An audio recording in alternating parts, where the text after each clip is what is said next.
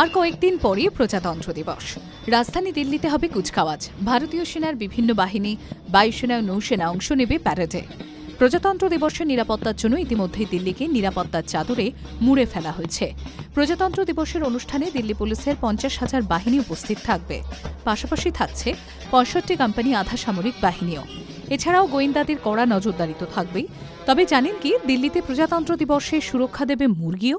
আরও স্পষ্টভাবে বলতে গেলে মুরগির মাংস, তাও আবার 2-4 কেজি নয়, 1270 কেজির মুরগির মাংস। তা কেন ব্যবহার করা হবে এই মাংস? প্রজাতন্ত্র দিবসে যাতে নিরাপত্তায় কোনো ত্রুটি না থাকে তা নিশ্চিত করার জন্য পদক্ষেপ নেওয়া হচ্ছে। সেনা ভবন, উদ্যোগ ভবন, নির্মাণ ভবন, বায়ুসেনা ভবন, কাশ্মীর হাউস, জাতীয় জাদুঘর সহ 70টিরও বেশি ভবনে নিরাপত্তা বাহিনী মোতায়েন করা হয়েছে।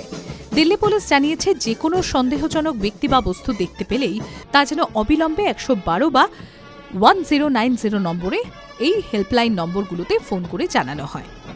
26শে জানুয়ারি প্রজাতন্ত্র দিবসে প্রতি বছরের মতো এই বছরও বায়ুসেনা অংশগ্রহণ করবে।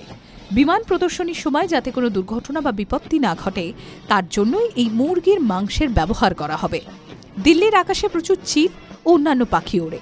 বায়ুসেনা রাফায়েল, সুখোই মহড়ার সময় যাতে কোনো বিমানের সঙ্গে পাখির ধাক্কা না লাগে তার জন্য শহর জুড়ে 1270 কেজি মুরগির মাংস ছড়ানো হবে, যাতে চিলগুলো ওই সময় খাবার খেতে চলে আসে এবং নিচ দিয়ে ওরা বায়ুসেনার বিমানের সঙ্গে ধাক্কা না লাগে। জানা গিয়েছে, বায়ুসেনার বিমানের করিডোর থেকে অনেকটা দূরে 20টি নির্দিষ্ট স্থান চিহ্নিত করা হয়েছে, সেখানে মুরগির মাংস ছড়ানো হবে। 15ই জানুয়ারি থেকে শুরু হবে মহড়া।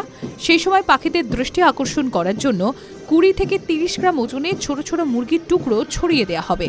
যদিও পাখিদের এই মাংস দেওয়ার নীতি অনেক দিনের, তবে এই বছর প্রোটোকলে বড় পরিবর্তন আনা হয়েছে। প্রথমবারের মতো মহিষের মাংসের বদলে হাড়বিহীন মুরগির মাংস দেয়া হবে। 22শে জানুয়ারি থেকে পিক ফিটিং শুরু হবে। সবচেয়ে গুরুত্বপূর্ণ, উড়ানের সময় সর্বাধিক পাখির ডাইভার্সন নিশ্চিত করতে প্রায় 255 কেজি মাংস ছড়ানো হবে। পাখির চলাচলের তথ্যের উপর ভিত্তি করে স্থানগুলো চিহ্নিত করা হয়েছে। লালকেল্লা, জামা মসজিদ, মান্ডি হাউস এবং দিল্লি গেটের কাছে চিহ্নিত অন্যান্য হটস্পটের মতো অঞ্চলগুলোকেও অগ্রাধিকার দেওয়া হয়েছে। TV9 Bangla digital.